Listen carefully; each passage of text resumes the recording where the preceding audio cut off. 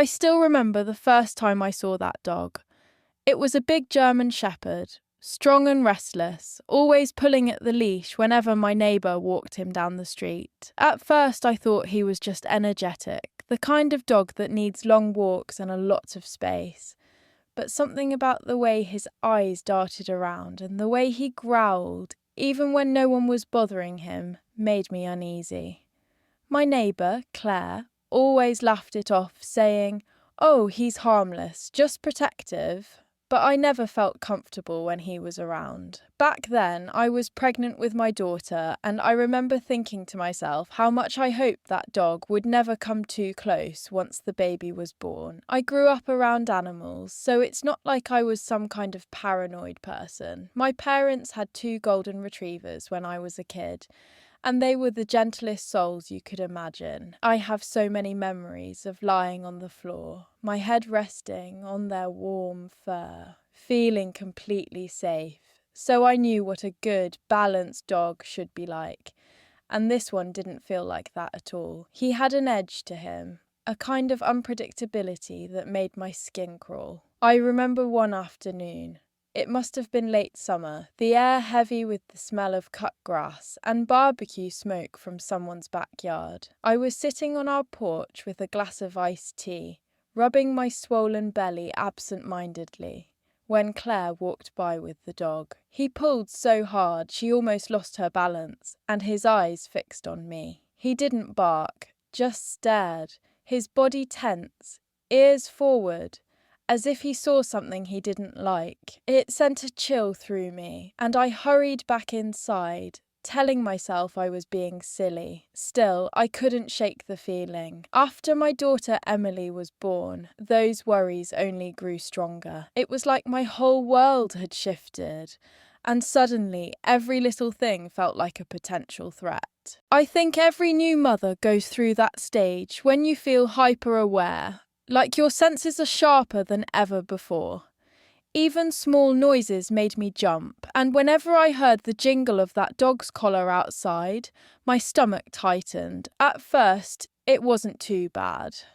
Claire kept him on a leash, and most of the time she seemed to control him. But then little incidents started happening. Once, while I was carrying groceries from the car, he lunged at me from their front yard. There was a fence, thank God, but the way he slammed against it, teeth bared, made me nearly drop the bags. Claire waved apologetically, laughing again, as if it was some funny misunderstanding. "He just likes you," she said. I forced a smile, but my hands were trembling the whole way inside.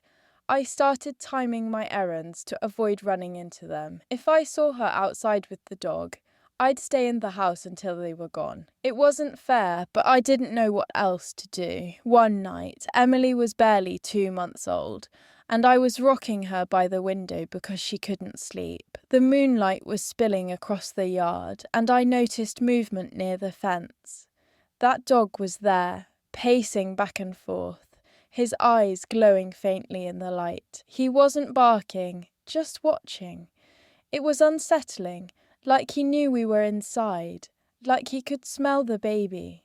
I remember clutching Emily tighter and whispering to her, promising I'd keep her safe. It might sound dramatic now, but in that moment it felt very real, as if some invisible line had been crossed. My husband Daniel thought I was overreacting. He said dogs pick up on fear, and that if I stayed calm, nothing would happen. But deep down, I felt something brewing, like it was only a matter of time before that dog caused real trouble. Emily was still so little when the first real incident happened. She was about 6 months old, just starting to crawl, and we had this little routine where I would take her outside on a blanket in the yard to get some fresh air.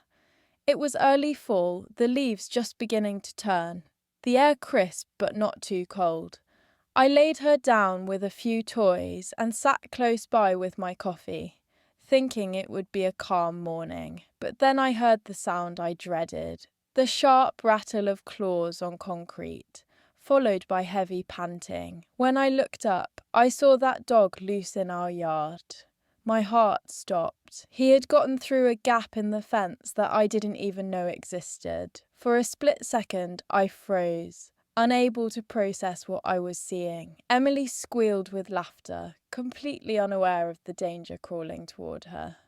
The dog's eyes locked on her, and everything inside me screamed to move. I lunged forward, scooping her into my arms just as he broke into a run. I stumbled back toward the porch, my hands shaking so hard I nearly dropped her. He jumped up at the steps, teeth flashing, a growl ripping through the quiet morning. I screamed, louder than I ever had in my life, and Daniel came rushing out the door. He grabbed a broom and started swinging, shouting at the top of his lungs until the dog backed off, barking furiously. Claire came running a few minutes later, breathless, with the leash in her hand. She looked more annoyed than horrified, muttering something about how he must have slipped the collar. I was so furious I couldn't even form words. My whole body was shaking, Emily crying against my chest, and all Claire could do was roll her eyes like we were overreacting. That night I barely slept. Every creak in the house made me jump. I kept replaying the moment over and over, the way Emily had been lying there, so small, so defenceless, and how close that dog's teeth had come. I could still smell his hot breath, still hear the sound of his claws scraping against the wood steps. My mind wouldn't stop torturing me with what-ifs. What if I hadn't looked up in time? What if I had been just a few seconds slower? It made me sick to my stomach. The next morning, Daniel and I confronted Claire. We told her that her dog had crossed into our yard, that it wasn't safe, and something had to be done. She shrugged, saying she'd fix the fence, but there was no apology, no sense of responsibility. "He's just protective," she said again, as if that explained everything. I wanted to scream at her, to shake her and make her understand that my baby's life had been in danger. But Daniel put his hand on my arm, trying to calm me down, and I just stood there, trembling with anger and fear. For days afterward, I couldn't bring myself to take Emily outside. The yard that once felt safe now felt like enemy territory. Every time I looked at that gap in the fence, I imagined the dog pushing through again, faster, stronger, unstoppable. Even inside the house, I kept the curtains closed because sometimes I'd see him pacing on the other side, staring in with those cold, calculating eyes. I tried to convince myself it was just my imagination, but I knew deep down this wasn't over. Something inside me whispered that it was only the beginning, that this dog wasn't just a nuisance. He was a threat waiting for another chance. A week later, I thought maybe things would calm down, but the fear stayed with me. I tried to go back to normal routines with Emily, but I couldn't relax. Even when I laid her in her crib, I'd find myself standing by the window, scanning the yard for movement. My nerves were frayed, and Daniel started to notice. He told me I was letting one bad moment control my life, but he didn't see the way that dog looked at us, like he wanted to own every space around him. It wasn't just my imagination, I knew it in my bones. One afternoon, I heard barking so loud it rattled the windows. I rushed to the back door, Emily in my arms, and there he was again, pressed against the fence, teeth bared, foam dripping from his mouth. His paws clawed at the boards like he was trying to dig his way through. Emily started crying, startled by the noise, and I held her tighter, my heart pounding so hard it hurt.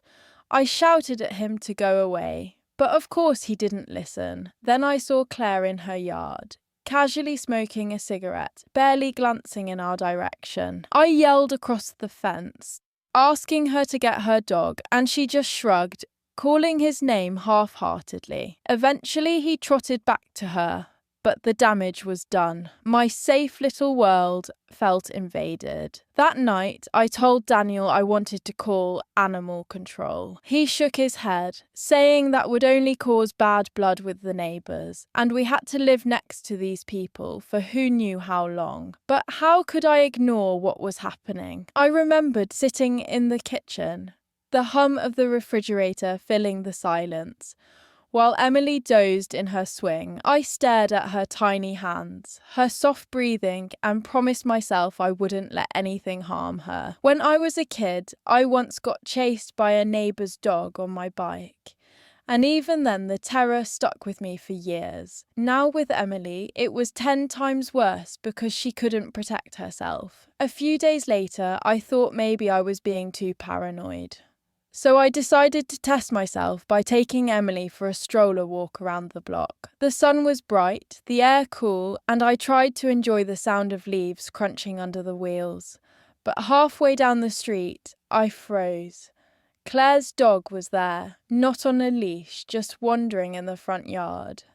The second he spotted us, his ears perked up and his body stiffened. I felt every muscle in my body lock.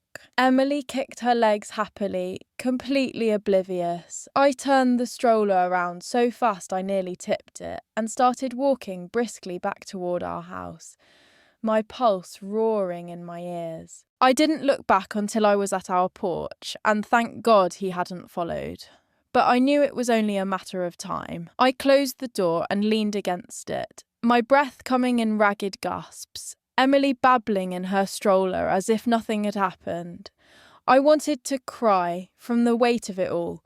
I felt trapped, like a prisoner in my own home, held hostage by someone else's negligence. And deep down, I knew a breaking point was coming. The breaking point came faster than I expected. It was a Saturday afternoon. Daniel had gone to the store and I decided to let Emily play in her playpen near the sliding glass door so she could get some sunlight while I cleaned up the kitchen. I remember the smell of lemon cleaner filling the room, the quiet rhythm of Emily tapping her little toys against the floor, her sweet laugh bubbling up every few minutes. It felt peaceful, almost normal, and for a brief moment I let myself breathe. Then I heard it, a low growl, deep and vibrating, like thunder rolling under the earth. My body froze before my mind even registered what it was. I turned, and there he was, the dog, standing on our back deck. He had managed to push open the gate, his massive body framed by the glass door, his eyes locked on Emily. My blood ran cold. Emily squealed with excitement, clapping her hands like she thought he was some kind of game. The dog lowered his head, muscles coiling, and I knew exactly what was about to happen. I screamed so loudly my throat burned as I rushed forward, slamming the lock on the sliding door just as he lunged. His body hit the glass with such force the whole door shuddered, rattling in its frame. Emily started crying from the shock, her tiny hands pressed to her face. My knees nearly gave out, but I scooped her up and backed away. Holding her so tight, she let out another cry of protest. The dog barked, snarled, pawing at the glass, his breath fogging it up. For what felt like an eternity, I stood there, clutching my daughter, heart hammering, praying the glass would hold. Finally, Claire's voice called out faintly, followed by a whistle. The dog turned his head, barked once more, then trotted off as if nothing had happened. I collapsed onto the couch, shaking violently, Emily wailing against my shoulder. I felt sick, dizzy, like I might faint.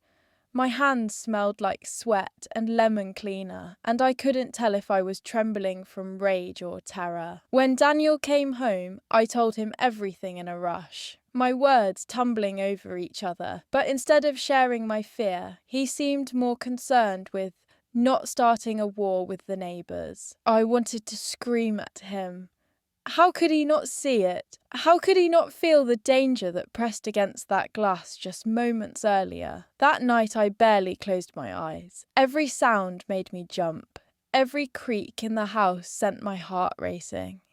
I sat awake, Emily asleep beside me in her bassinet, staring at the shadows on the ceiling, replaying the image of that dog's teeth slamming into the glass.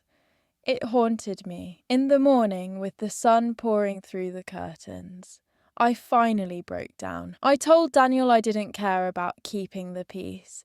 I didn't care about neighbourly politeness. My baby's safety came first. And if Claire wouldn't do something, I would. He looked at me with tired eyes and nodded.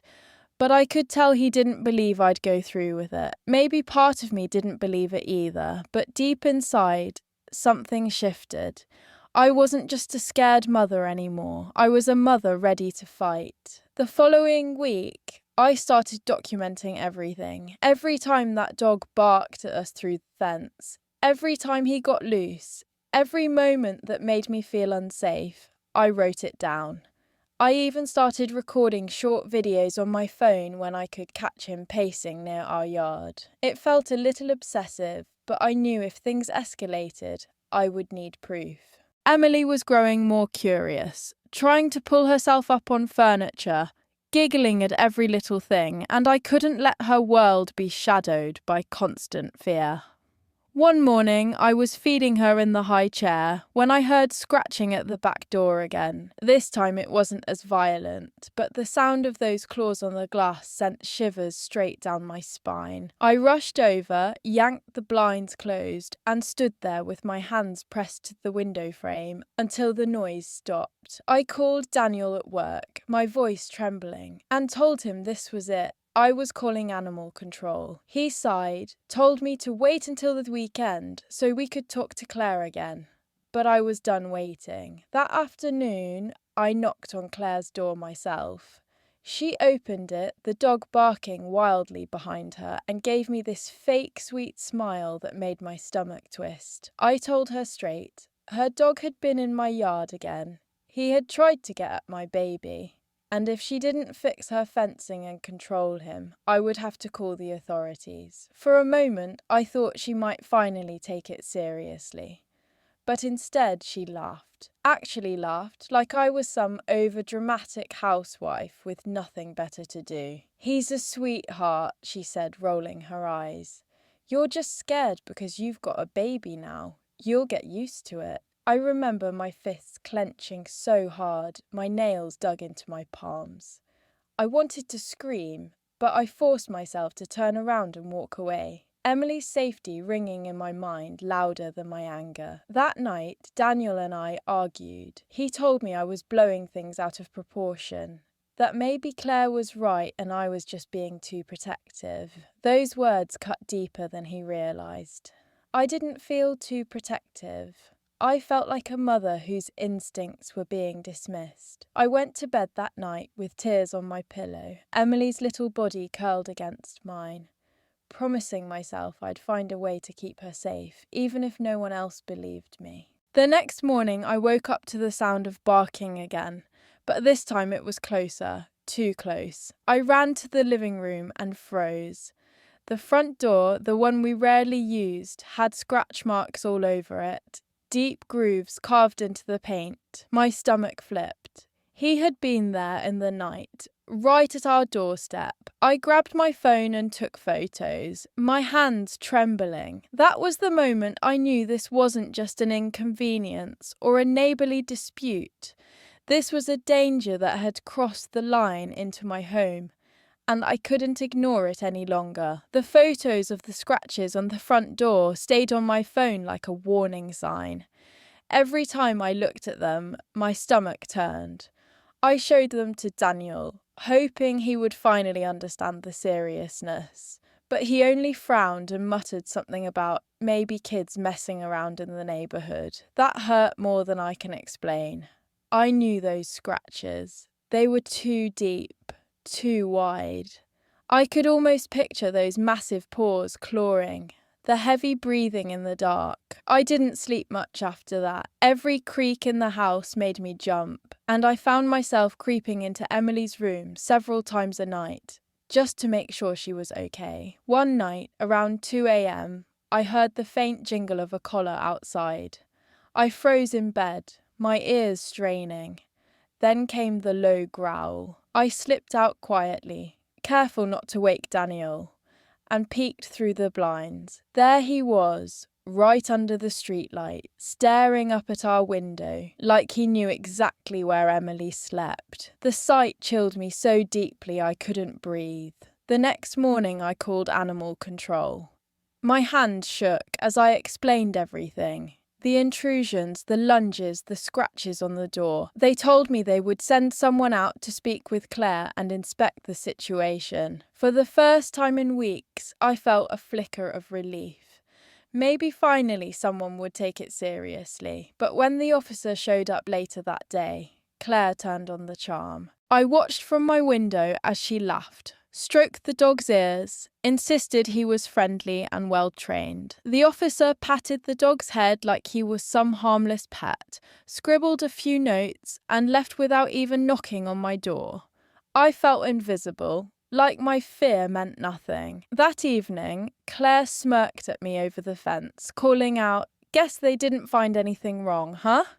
Her words dripped with smugness. My hands shook with rage as I pulled Emily closer, her tiny head resting on my shoulder. I didn't know what to do anymore. I felt trapped, cornered, like my baby and I were alone in this fight. Days passed and the tension only grew. I avoided going outside, kept Emily indoors, and even the sunshine filtering through the curtains felt tainted. Then one afternoon, as I was folding laundry, I heard Emily's laughter from the living room. I rushed in and saw her pressed against the sliding door, little hands on the glass. My heart lurched. On the other side stood the dog, staring at her, tail stiff, eyes locked. I shouted, grabbing her away, slamming the blinds shut. My whole body shook. Emily cried at my sudden outburst, not understanding why her innocent play had turned into something terrifying. That night, as I sat rocking her to sleep, I realised I couldn't just wait for something awful to happen. I had to act. But how far was I willing to go to protect her? That question haunted me as I kissed her forehead, whispering promises I wasn't sure I could keep. The next big scare happened on a windy afternoon. The sky was grey, branches whipping against the windows, and I was trying to keep Emily entertained with blocks on the living room rug. She was babbling happily, her cheeks flushed pink, when suddenly a crash echoed from outside. At first I thought it was just the storm. But then came the barking, vicious and sharp, closer than ever. I rushed to the back door and froze. The wind had blown the gate wide open, and the dog had forced his way in. He was running circles in our yard, barking like he owned it, his eyes darting toward the house. My chest tightened. I grabbed Emily, who had started crying at the noise, and ran upstairs to the bedroom. From the window I could see him tearing around, his paws digging mud, his body slamming into the fence as if testing its strength. I called Daniel, my voice shaking, telling him to come home right away.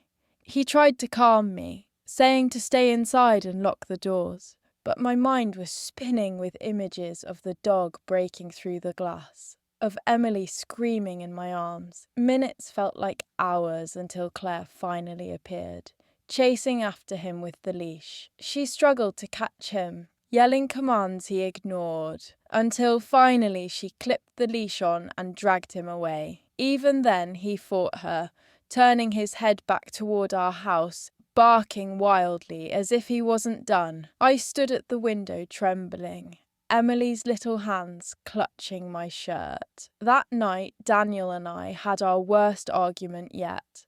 I begged him to understand, begged him to see that this wasn't just me being overprotective. This was a real danger. He rubbed his temples and said he didn't want to get involved in a neighbour war, that maybe we should put up a taller fence or add locks. His words cut deep. A taller fence? Locks?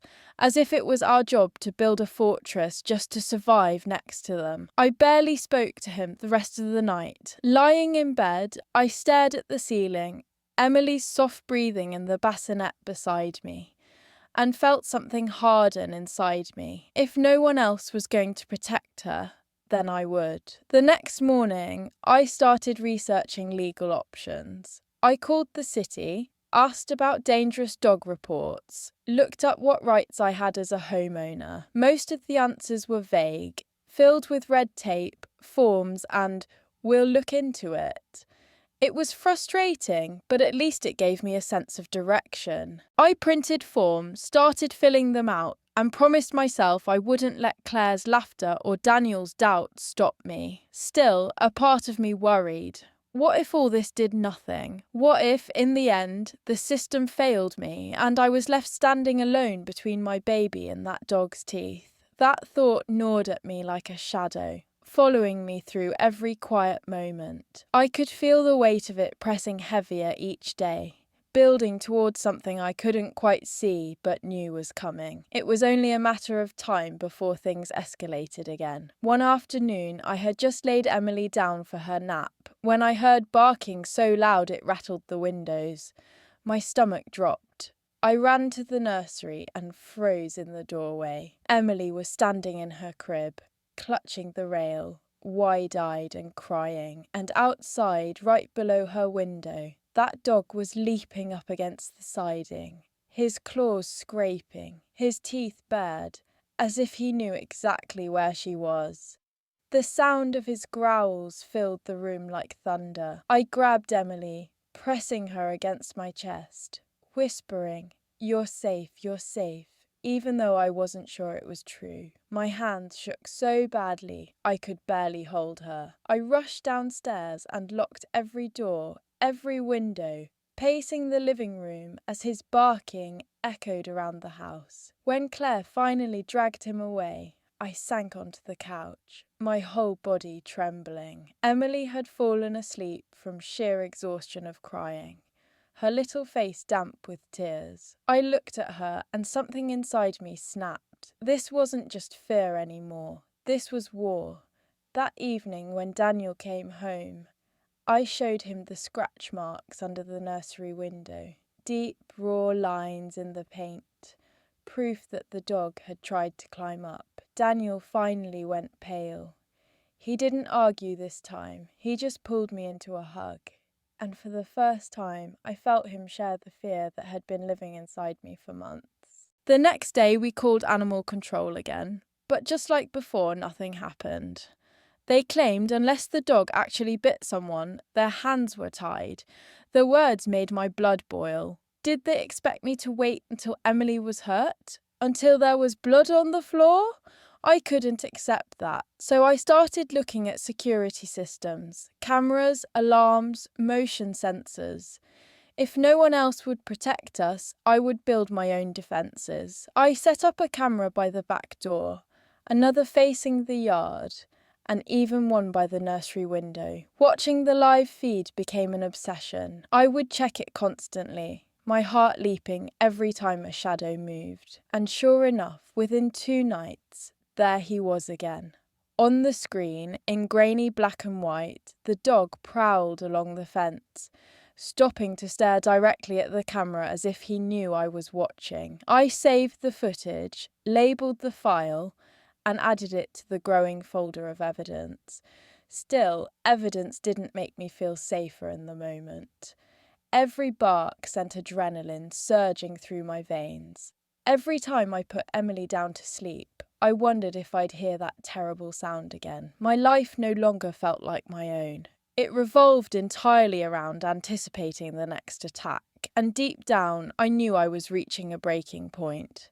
I couldn't keep living like this. Something had to give, and when it did, it was going to change everything. The breaking point came on what should have been an ordinary morning. The sun was bright, the air crisp, and I thought maybe we could finally have a peaceful day. I put Emily in her stroller and rolled her onto the porch while I locked the door. I remember her giggling, waving her little hands at the birds, her eyes sparkling with joy.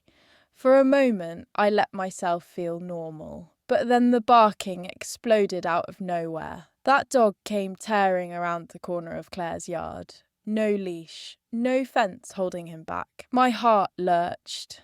He bolted straight for us, his body low, his eyes fixed on the stroller. I ran, instinct taking over, and grabbed the handle just as he lunged. The stroller tipped, Emily shrieked, and I barely managed to pull it inside before slamming the door shut. His body hit the wood with a thud so strong the whole frame shook. Emily was screaming, her face red with fear, and I held her, rocking back and forth, whispering desperately that she was okay, even though my own heart felt like it was going to stop. The sound of his growling on the other side of the door was something I will never forget. When Claire finally came running, shouting his name, I thought I might actually collapse from the weight of it all. She yanked him back, but instead of apologising, she had the nerve to glare at me, as if I had done something wrong by protecting my child. That was it. That was the moment the fear turned into something else entirely.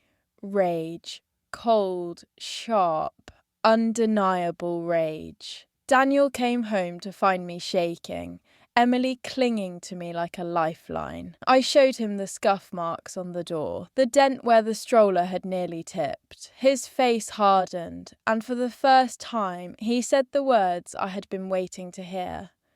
"We can't live like this anymore." We spent the evening talking through options, lawyers, restraining orders, even the idea of moving, but moving felt like defeat. This was our home, the place we had built for Emily, and I refused to let Claire and her dog chase us away. That night, as I rocked Emily to sleep, I felt a strange calm settle over me. The fear was still there, yes, but it had fused with determination. I wasn't just a terrified mother anymore. I was a mother who had been pushed too far, who had been ignored, dismissed, laughed at, and now stood ready to fight. I didn't know exactly what form that fight would take, but I knew one thing with absolute certainty.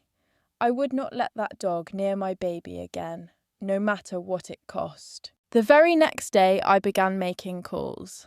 I spoke with a lawyer who specialised in neighbourhood disputes, and though his tone was polite, I could tell he'd heard stories like mine before. He told me to keep documenting, to file official complaints, to build a case. It sounded so slow, so bureaucratic, when my fear felt urgent and immediate. Still, I followed his advice. I printed every photo, saved every video clip, and even kept a journal of Emily's reactions. The nights she woke up crying after the barking, the afternoons when she startled at the sound of claws on the siding. It felt like evidence of stolen peace, a childhood already shadowed. Meanwhile, Claire grew bolder. She started letting the dog out more often, sometimes smirking as she watched me hurry Emily inside. One afternoon she called across the fence, her voice dripping with sarcasm. "Maybe if you weren't so nervous he wouldn't bother you." I bit my tongue until I tasted blood. Inside, though, something was changing. Fear was giving way to strategy. I started asking neighbours if they'd noticed anything, and to my relief, some had. One family down the street said their kids were too scared to ride bikes past Claire's house because of the dog. Another admitted he had chased their cat more than once. That gave me strength. It wasn't just me. It wasn't just in my head. I wasn't some overprotective mother, spinning stories. I was telling the truth. That weekend, Daniel finally helped me install extra locks and motion lights. It didn't erase the fear, but it gave me a sense of control. The first night the lights flashed on, catching the dog in their glow, I almost felt vindicated. I saved the footage and sent it directly to animal control with a detailed report. Still, I doubted it would be enough. And I was right. Days later, we received a letter saying there was insufficient evidence of immediate danger. Reading those words made me want to scream. I held Emily as she napped, watching her chest rise and fall, and whispered promises I wasn't sure how to keep. That was when I realised something important. If the system wouldn't protect us, I had to protect us myself. It wasn't about fairness anymore.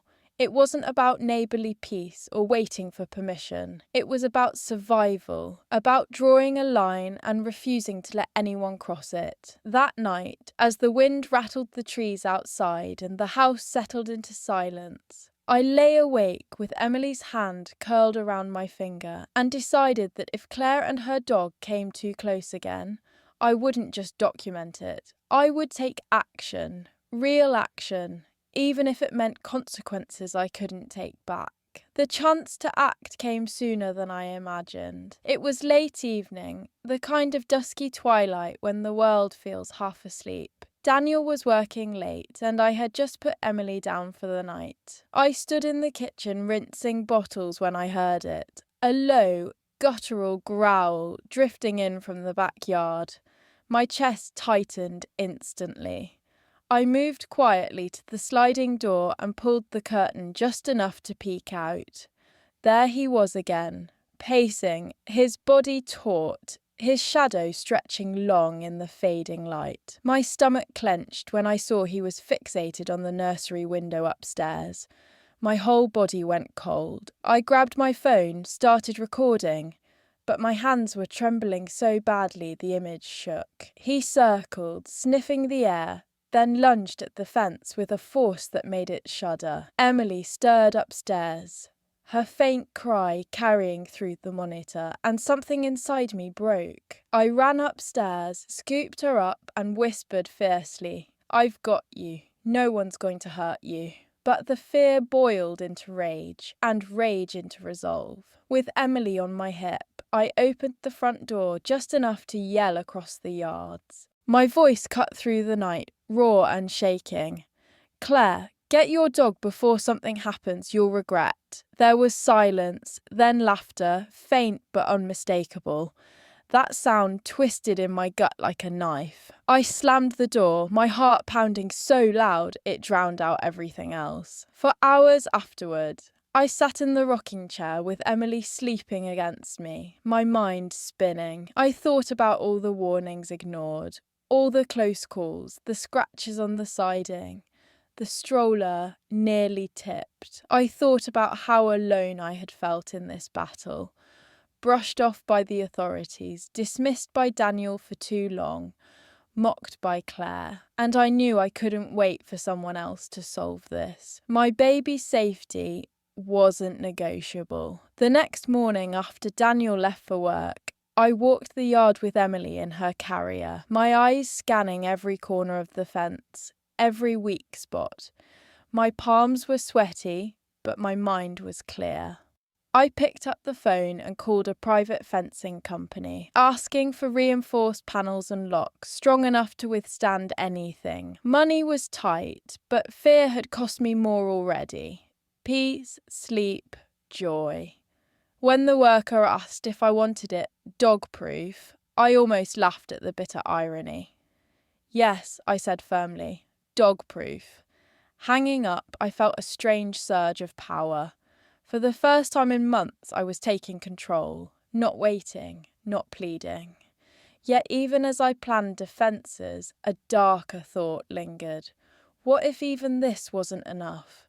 What if the dog still found a way through? And then the harder question, how far was I really willing to go when the next time might mean blood? The new fence went up within a week. Reinforced panels, locks on every gate, motion lights installed at each corner. Watching the workers put it together, I felt a small measure of relief. Like we were finally building the walls of a fortress. But in my heart, I knew wood and metal alone wouldn't silence the fear that had burrowed so deeply into me. That night, when the yard was quiet and Emily was asleep in her crib, I stood at the window staring at the glowing lights, waiting for the inevitable bark, the pounding pause, the shadow that had haunted us for so long. And sure enough, it came. His growl broke the silence, followed by claws scraping against the new boards. But this time, instead of shrinking back, I grabbed my phone and hit record. The camera caught every second. The snarling, the lunging, the way the fence rattled under his weight. I sent the footage directly to animal control, to the city office, even to the homeowners association. I copied Claire in on the emails. For the first time, I didn't care about her smirks or her laughter. I wanted her to see that I wasn't afraid to fight back. Days later, I heard the knock at her door. From my window, I saw officers speaking with her, saw them inspecting the fence, saw the dog straining on his leash, while Claire's face turned red with frustration. She glanced toward my house once, her eyes full of venom, but I didn't look away. I held Emily in my arms and met her stare through the glass. The message was clear. I was done being silent. A week after that, the dog was gone. Whether it was taken by authorities or Claire moved him somewhere else, I never found out. All I know is that one morning the yard was empty, the street was quiet, and for the first time in months, I breathed without fear, tightening my chest. I carried Emily outside and set her down on the blanket in the grass.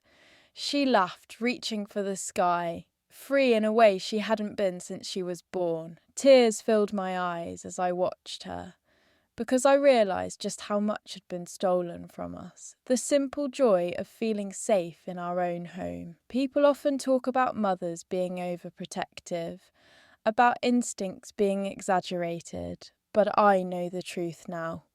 A mother's instinct is never wrong. It's a fire that burns in your chest, a voice that won't quiet until your child is safe. I used to think keeping peace with neighbours mattered, that avoiding conflict was the right path. But when it comes to your child's life, peace without safety is nothing but surrender. If I've learned anything from this nightmare, it's that you cannot wait for others to protect what matters most. You have to draw the line yourself, no matter how messy, no matter how loud. Emily won't remember the barking or the fear, but I will. And maybe that's the price of being a mother, to carry the scars so your child doesn't have to.